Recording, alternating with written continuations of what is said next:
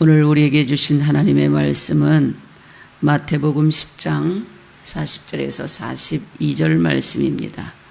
새 번역으로 다시 한번 봉독해 올리겠습니다. 40절에 보면 너희를 맞아들이는 사람은 나를 맞아들이는 것이요 나를 맞아들이는 사람은 나를 보내신 분을 맞아들이는 것이다. 예언자를 예언자로 맞아들이는 사람은 예언자가 받을 상을 받을 것이요 의인을 의인이라고 해서 맞아들이는 사람은 의인이 받을 상을 받을 것이다. 내가 진정으로 너희에게 말한다.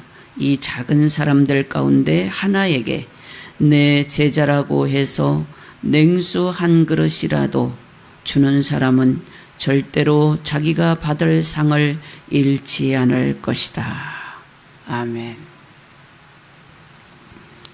지난 시간에도 우리가 예수님의 제자 도에 대한 말씀을 나누었습니다. 오늘도 이어서 제자들이 이 땅에서 살고 사명을 감당하면서 또 감당한 이후에 받을 상이 무엇인가에 대해서 우리가 말씀을 나누고자 합니다.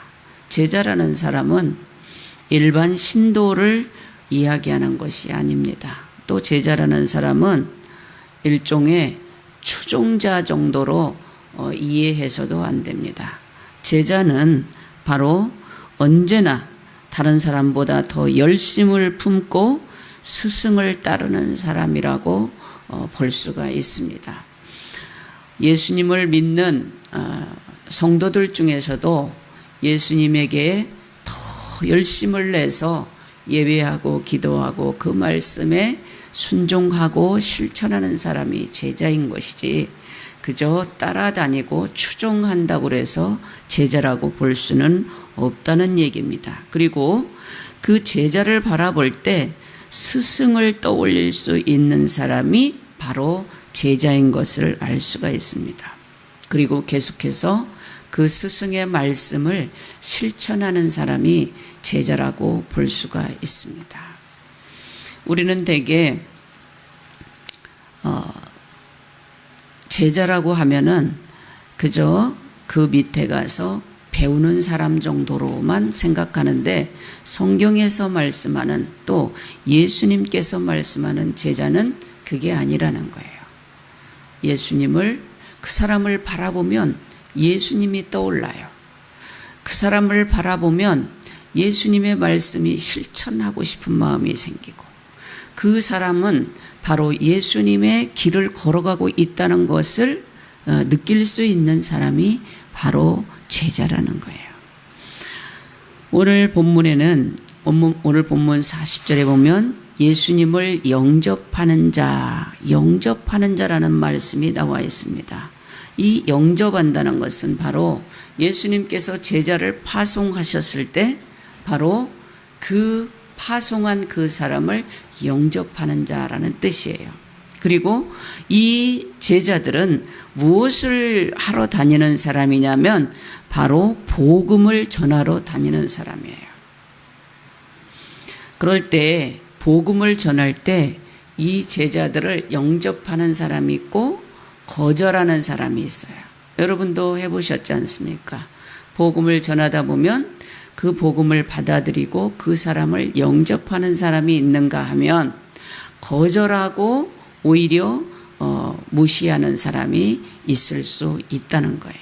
그런데 영접하는 사람은 바로 그 제자가 와서 복음을 전하는 것 같지만 결국은 그 제자가 하는 게 아니라 누가 같이 왔어요? 주님이 같이 오신 거예요. 주님이 같이 하는 거예요. 제자는 항상 주님과 동행한다는 사실을 우리가 잊어서는 안 됩니다. 그래서 이 제자를 영접하는 것은 곧 주님을 영접하는 것이요. 또 주님을 영접한다는 것은 바로 하나님 아버지를 영접하는 것이다 라고 예수님께서 지금 친히 말씀하고 있는 것입니다. 그리고 이어서 보면 41절에 보면 선지자는 하나님의 말씀을, 선지자는 선지자의 상을, 또 의인은 의인의 상을 받는다는 기록이 있습니다. 무슨 말씀이냐면 제자들을 보고 복음을 전하는 그 제자들을 보고 선지자로 생각하고 영접하는 사람, 의인으로 생각하고 영접하는 사람은 선지자의 상과 의인의 상을 받을 수 있다는 거예요. 쉽게 말하면 오늘날 이렇게 하나님의 말씀을 전하는 사람을 일반 자연인으로 바라보면 안 된다는 거예요.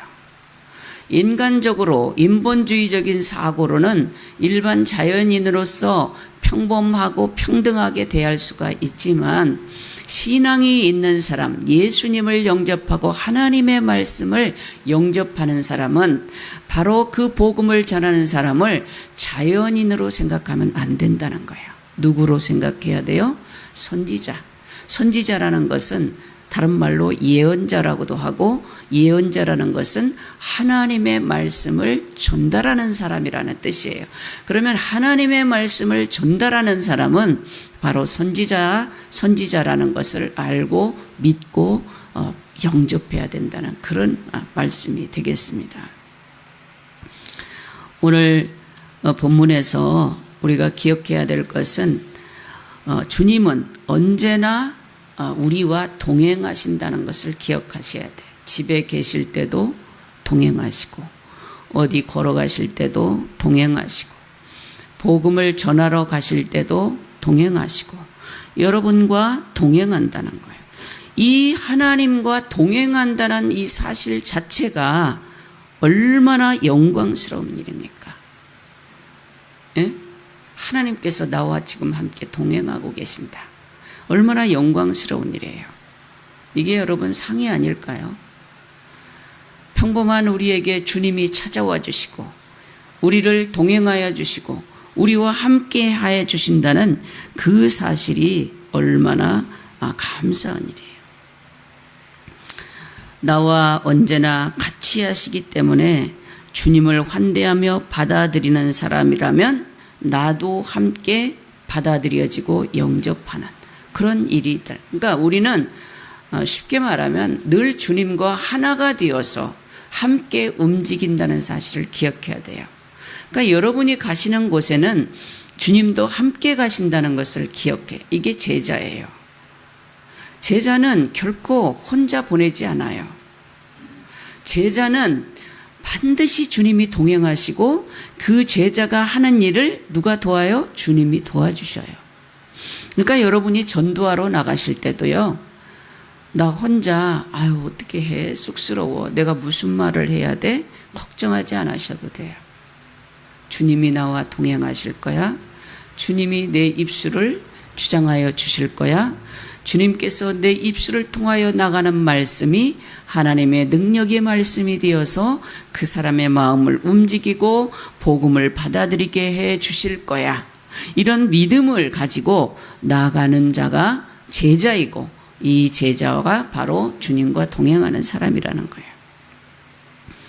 주님을 받아들인다는 것은 무슨 의미가 되냐면 주님을 받아들인 사람은 이미 제자잖아요. 제자는 어떤 사람이냐면 자신의 소유를 흔쾌히 포기하는 사람이 제자라는 거예요.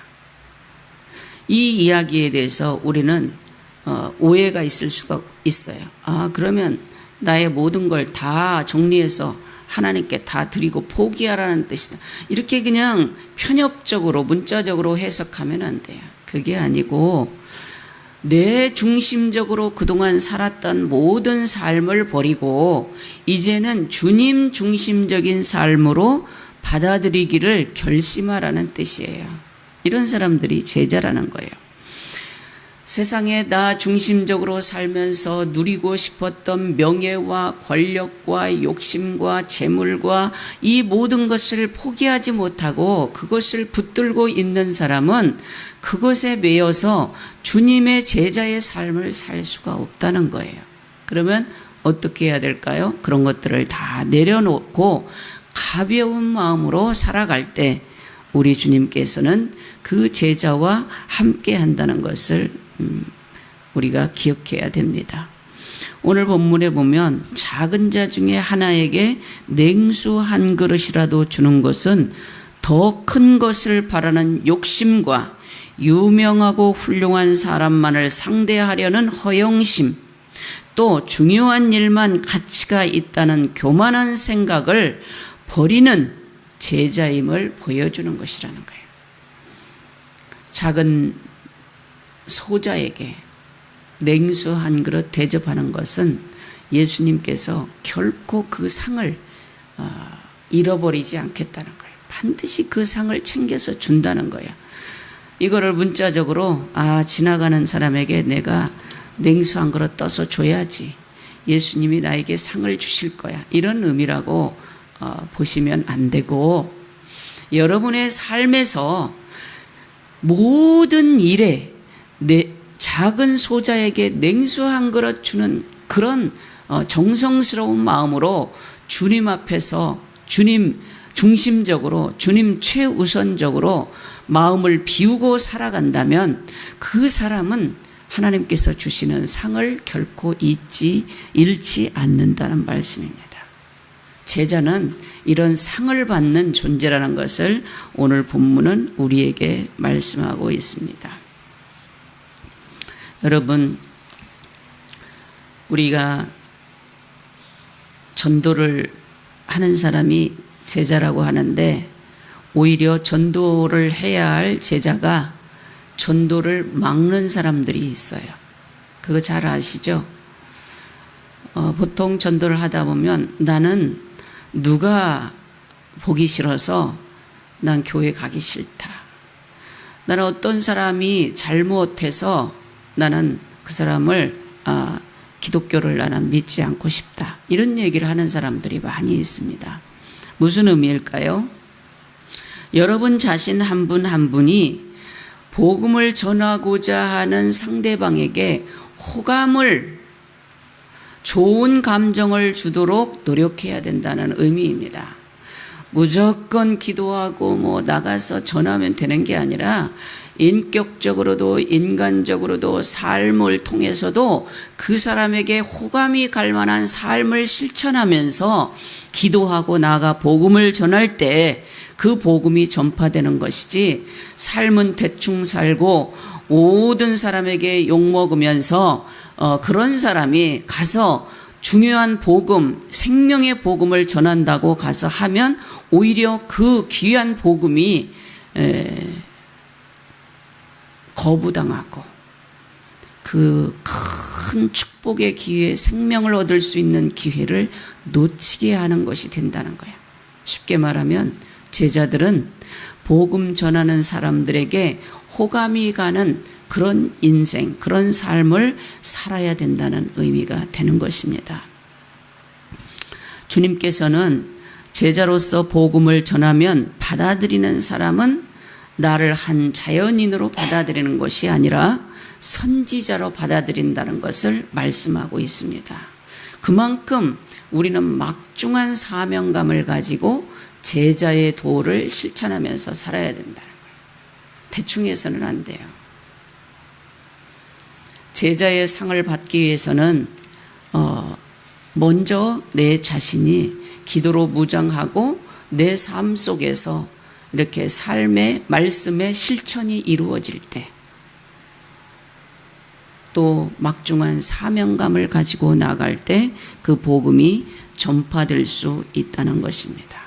그리고 우리가 복음을 전해서 그 상대방이 성장하는 모습, 자라는 모습, 믿음이 확고해지는 모습을 볼 때 제자는 가장 크게 기쁘다는 거예요. 여러분도 한번 경험해 보셨으리라고 믿어요. 저도 그런 경험을 많이 했습니다. 제가 양육했던 그 일반 개인 신도도 있고 성도도 있고 또 구역 식구도 있고 성도도 있습니다마는, 이분들이 처음에는 신앙이 참 없었어요. 그런데 차츰차츰 확실한 신앙을 가지고 성장해가는 모습을 볼 때 너무너무 기쁘고 감사한, 그야말로 세상 그 무엇과도 비교할 수 없는 기쁨이 있는 것을 경험을 했습니다. 제자라는 것은 바로 이런 사람이라는 거예요. 내가 복음을 전해서 누군가 여기 교회에 오든 나를 통해서 뭐 다른 교회를 가든 가서 복음을 받아들이고 구원받는 것을 바라보는 것이 너무너무 기뻐야 돼요. 그러든지 말든지 예수를 믿든지 말든지 믿음이 자라든지 말든지 그냥 번동만동하면서 무시하고 나 혼자만 잘 믿으면 되지, 이런 사람은 제자가 아니라는 거예요. 제자는 복음을 전하고 한 영혼이라도 키우고 양육하고 그 사람이 성장하는 것을 기뻐할 수 있는 사람이 제자라는 것입니다. 그리고 그 기쁨 그 자체가 바로 제자의 상이라는 거예요. 제자의 상이라고 하니까 무슨 뭐 대단한 뭐 사업이 잘 되고 건강이 좋아지고 집안이 잘 되고 자녀가 잘 되는 그런 상을 기대하면 이거는 어불성설이에요. 하나님의 말씀에 논리적으로 맞지 않습니다. 이거는 기복적인 신앙이고요. 그런 의식을 가지고 있는 사람은 제자라고 볼 수가 없습니다. 제자는 주님과 같은 마음을 품고 주님과 같이 영혼 구원에 초점을 맞추고 주님과 같이 영혼 구원을 받는 것을 진심으로 기뻐하고 진심으로 원하고 바라면서 복음을 전하는 사람이 바로 제자라는 거예요.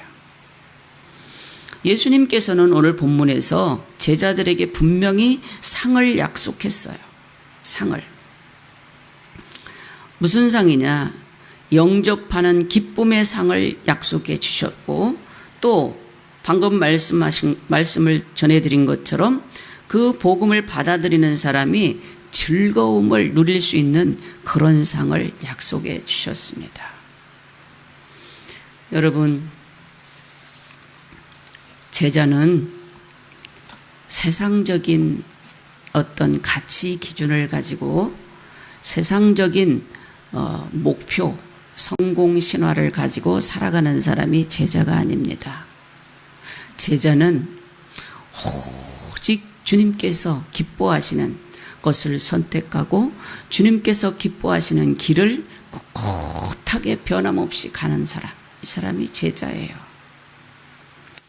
역사적으로 교회사적으로 이런 사람들이 참 많았습니다. 그 교회사적인 모든 이야기를 다 한꺼번에 들려드릴 수는 없지만 한 비근한 예로 그 이자익 목사님이라고 계셨어요. 1879년에 경남 남해 섬마을에서 태어난 이 이자익 목사는 김제 거부인 조덕삼이라는 사람의 마부로 있었습니다. 그런데 이때 테이트 선교사라는 사람의 전도를 받아서 예수를 믿게 되었습니다. 그래서 교회에서 이제 조덕삼 조덕삼 그 부자와 그 마부니까, 말 부리는 마부니까 이제 같이 교회를 다닌 거죠. 그런데 신기하게도 조덕삼이라는 이 거부는 아직 장로가 장립을 못 받고 이 이자익이라는 마부가 먼저 장로 장립을 받게 되었다는 유명한 이야기가 있습니다. 그런데 이 조덕삼 장로는 이자익이라는 당신의 마부를 마부로 보지 않았어요. 주님의 제자로, 선지자로, 의인으로 보았다는 거예요. 되게 자기 집안에서 부리는 마부 정도면 그냥 무시하고 이렇게 볼 수도 있잖아요, 보통 사람은.